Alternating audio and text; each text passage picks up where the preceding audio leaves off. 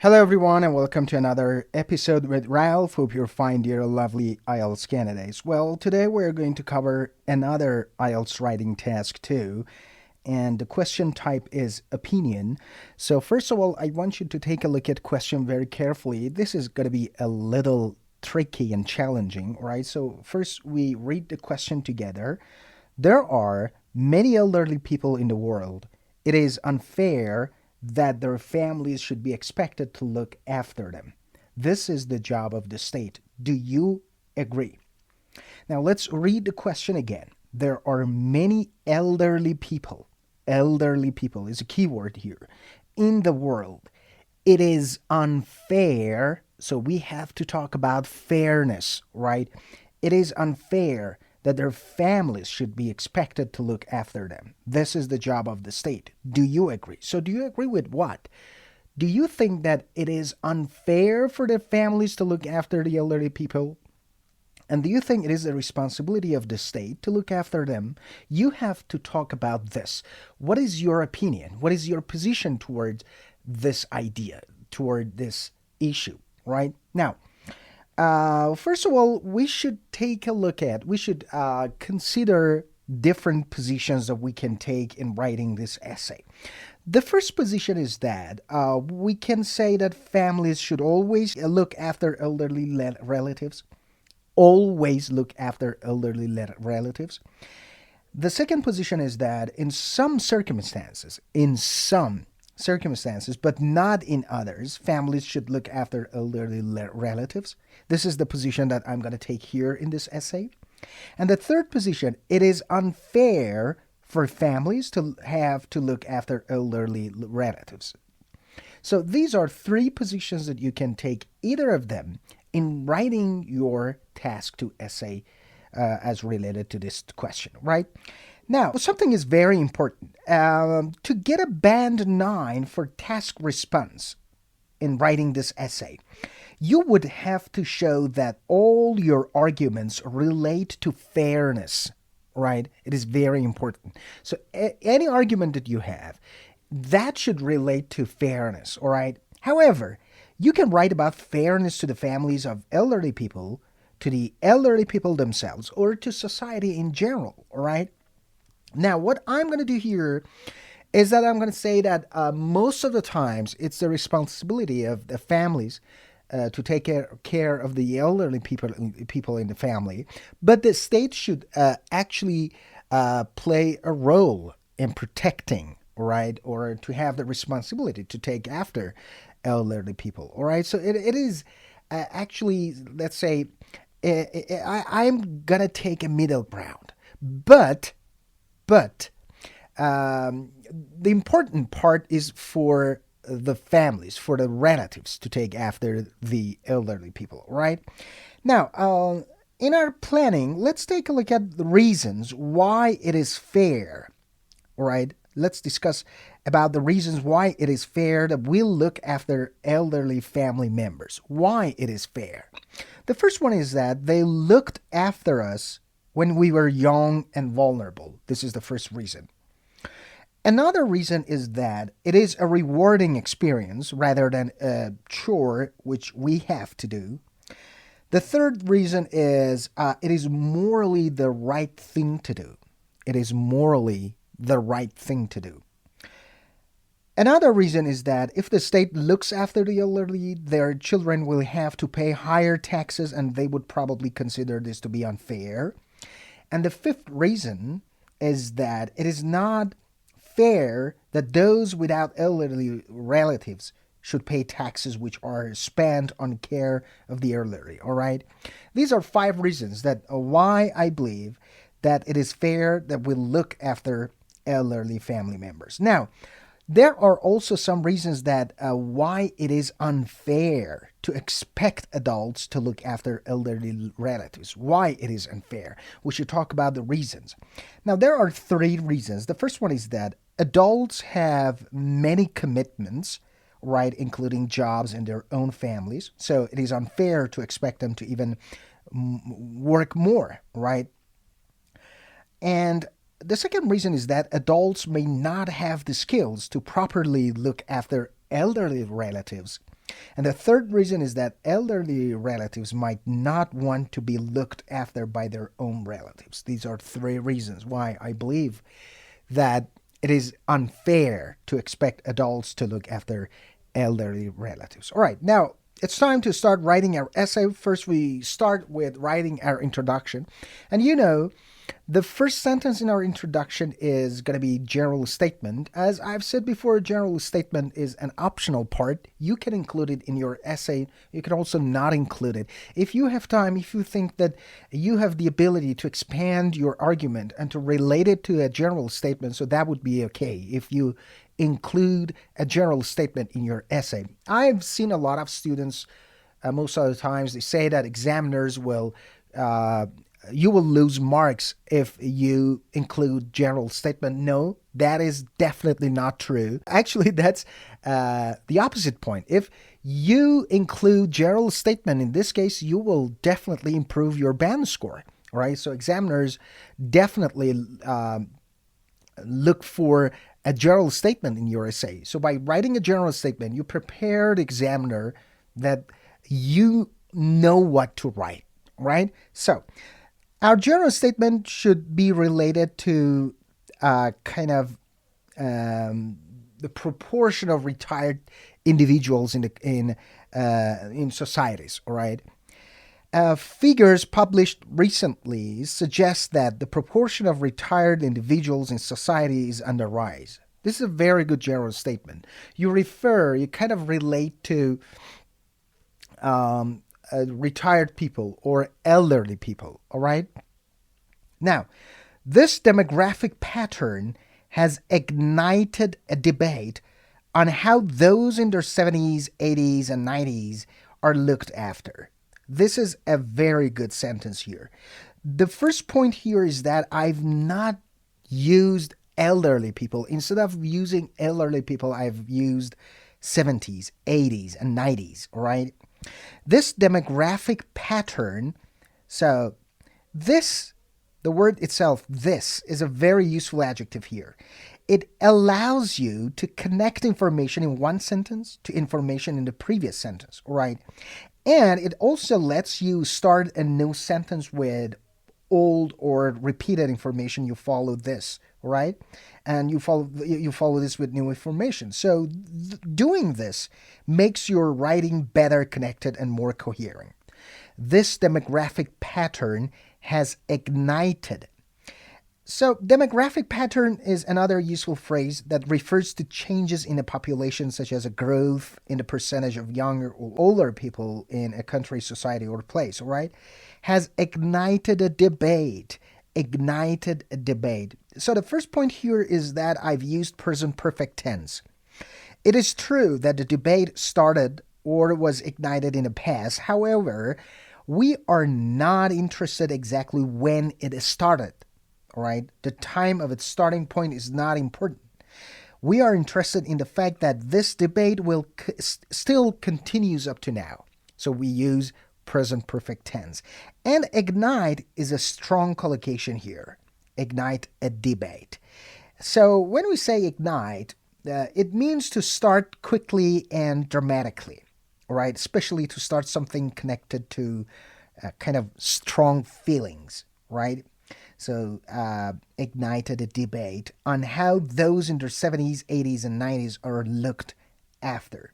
Now, after this, we should write our thesis statement, the most important sentence in our essay. Whilst recognizing that in some circumstances, it's very important. So you mention that there are also in other circumstances, all right? In some circumstances, the state should be involved. I generally feel that despite their busy schedules, families ought to play a major role in the care of elderly relatives.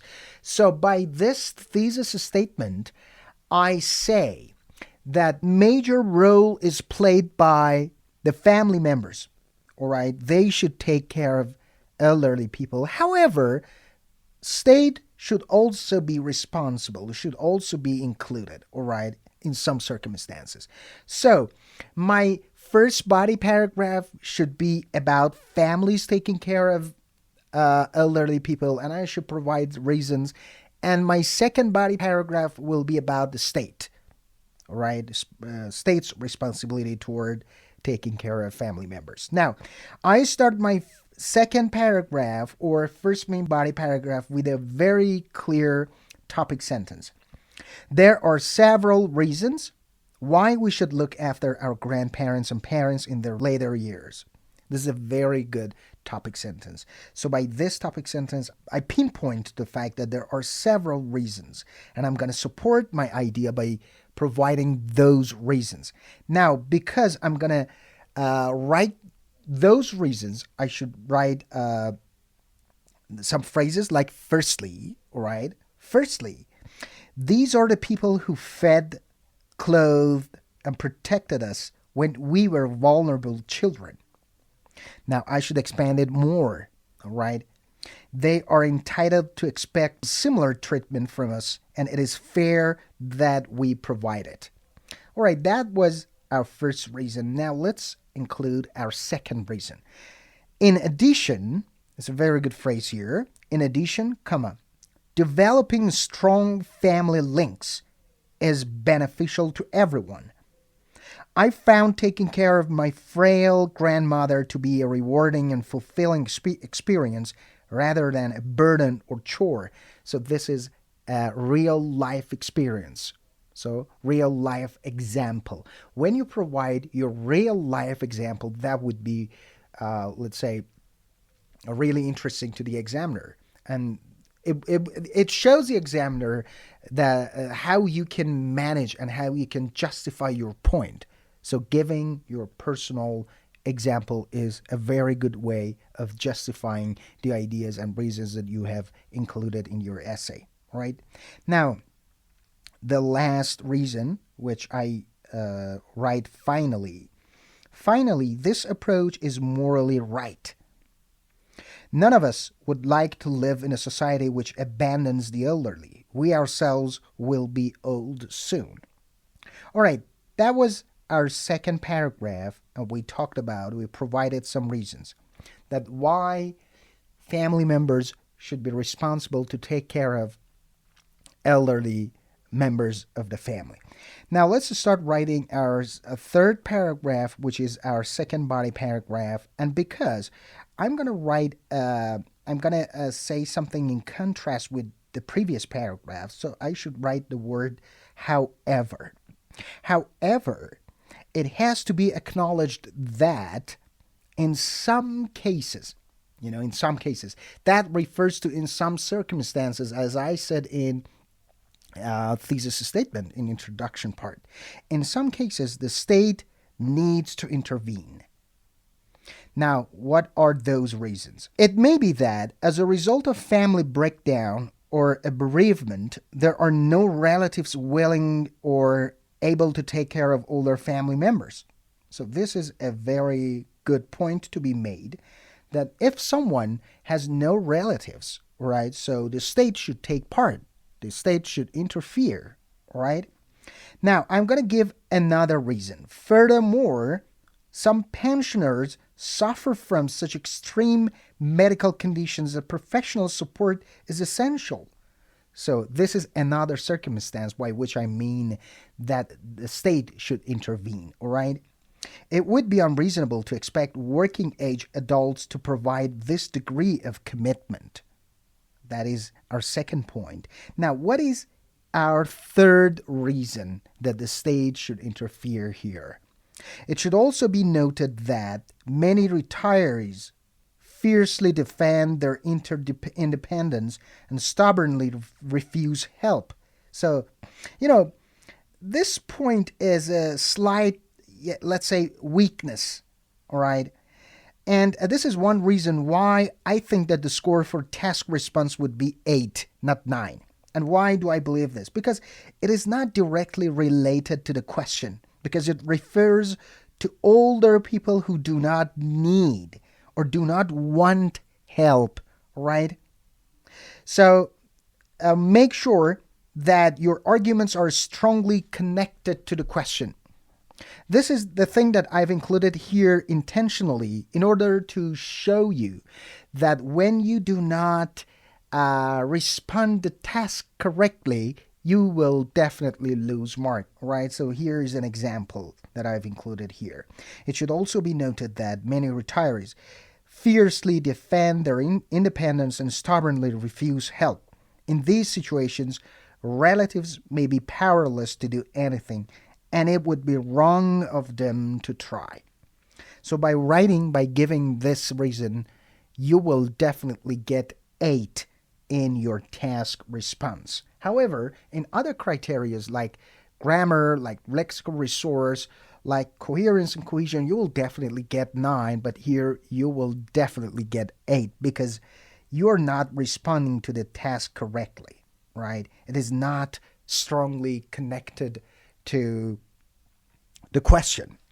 All right, that's our second body paragraph in which we talked about the state, that it's the responsibility of the state to look after, and in what circumstances the state should intervene and take care of elderly people. Now it's time to write our conclusion. And in conclusion part, in the first sentence, we paraphrased our thesis statement, right? In conclusion, this is obviously a complex issue which can be viewed from different perspectives. So here I again refer that this issue can be viewed from different perspectives. Now, what are those views and what are those perspectives? Nonetheless, I'm convinced that reducing the number of old people in care homes and increasing the involvement of families would be a positive step. This is kind of, my idea, my opinion. I'm giving kind of advice, right? That if we reduce the number of elderly people in care homes and we increase the involvement of families, that would be a very big and huge step, right? Governments could certainly help. I would urge those in power to offer financial incentives and training to encourage younger adults to do more. And again, here I've included governments or the state too, because in our thesis statement, I referred to this idea as a kind of mutual partnership, as although family members are more responsible and play a major role in protecting and taking care of elderly people. However, in some circumstances, it's the duty or the responsibility of the government to take care of elderly people. And that is why I've included both of these two groups of people in my conclusion part, right? So be very careful. If you refer to two groups of people and you say that it is a responsibility of this group of people in some circumstances, and in other circumstances, this group of people should be responsible, you have to include that in your conclusion too. All right, that's all for today, guys. Hope you enjoyed this lesson and has been really helpful to you. If you have any questions, you can simply ask in comments. And I hope you've enjoyed this part too. Until next time, enjoy your time, stay tuned, and goodbye.